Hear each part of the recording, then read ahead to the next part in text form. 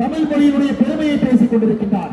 சமீபத்தில் பார்த்திருப்பீங்க, நம்முடைய பாராளுமன்றத்தினுடைய மைய கட்டடத்திலே சோழ சாம்ராஜ்யத்தினுடைய பாரம்பரியமாக இருக்கக்கூடிய செங்கோலை பாராளுமன்றத்தினுடைய மைய கட்டடத்தில் நிறுவி ஒவ்வொரு தமிழனுக்கும் கூட பெருமையை நம்முடைய பாரத பிரதமர் நரேந்திர மோடி அவர்கள் சேர்த்திருக்கிறார்.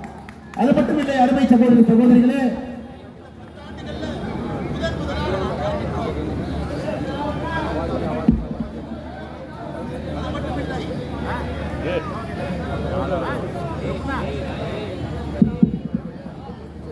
அது மட்டுமில்லை எனது அருமை தமிழ் சொந்தங்களே, இந்த 10 ஆண்டுகள்ல முதலாக நம்முடைய பாரத பிரதமர் நரேந்திர மோடி அவர்கள் தான் ஏழை மக்களுடைய நலனுக்காக பாடுபட்ட ஒரு மிகப்பெரிய தலைவராக, இந்தியாவுடைய பிரதம மந்திரியாக பொறுப்பில் இருந்து பணியாற்றி இருக்கின்றார்.